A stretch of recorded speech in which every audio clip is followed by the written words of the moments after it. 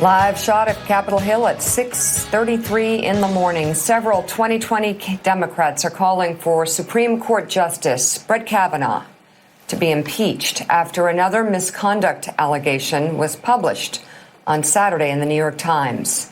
The essay in the paper's opinion section was adapted from an upcoming book by two New York Times reporters. The authors note they had found new corroboration for accusations that Kavanaugh exposed himself to Deborah Ramirez, a classmate at Yale. NBC News has not verified that reporting. The book also uncovered a new accusation. Citing two officials, the reporters said that former Yale classmate Max Stier told senators and the FBI about a different episode of alleged sexual misconduct.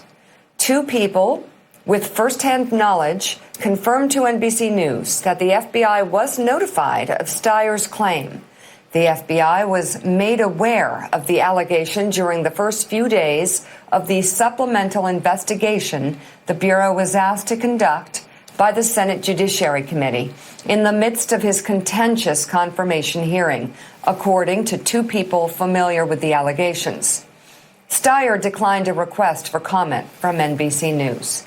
It is worth noting that Stier, described in the book as a, quote, a respected thought leader on federal government management issues in Washington and the founding president and CEO of the Partnership for Public Service, served on President Bill Clinton's legal team during the Monica Lewinsky investigation. Kavanaugh himself was working for Ken Starr at the time.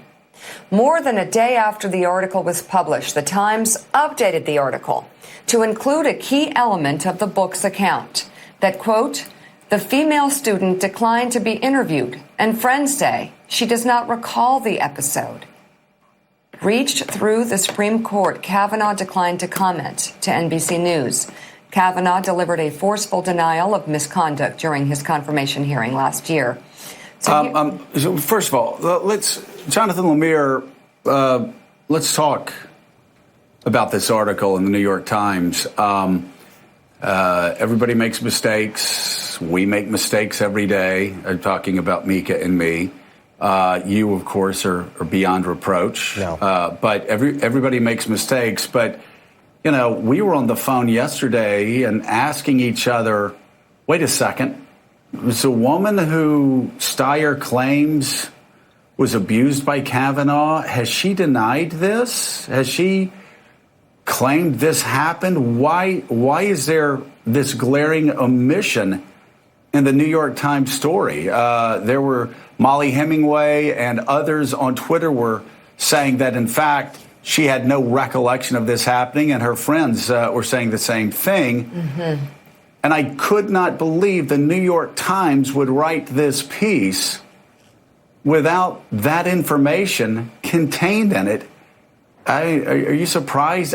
24 hours? What was it? 24 hours went by before they clarified that fact. And let me just ask also, our producers just put in there that this Max Stier may be respected, but was it not relevant to note that he was opposing counsel on the other side of Brett Kavanaugh and the Monica Lewinsky legal proceedings? I don't understand why they didn't put this information in the article. Did that strike you as strange? Yeah, that's certainly good context being provided here about Stier. And Joe, you're right. We were talking about this yesterday, and we're puzzled and remain so that if the woman involved is saying that she doesn't remember, that raises some questions about the piece. Certainly, I'm not. We're not going to. The New York Times has made their own editorial judgments about what should be included.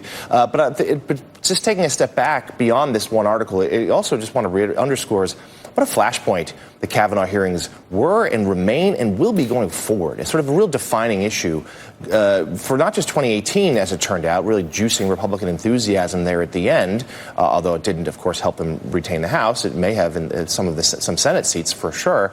But I think it's going to carry over into 2020. I know we're going to get to in a second some of how the Democrats are responding. And it's not just about whether they should think that Kavanaugh himself should be impeached.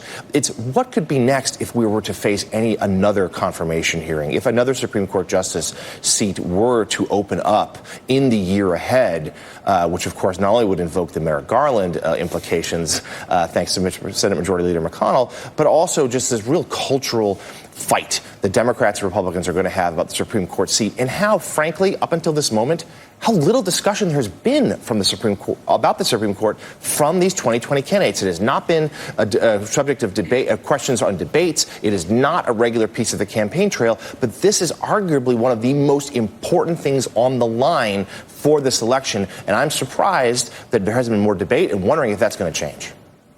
And you know, Mika, I remember Claire McCaskill coming on the show talking about the problems of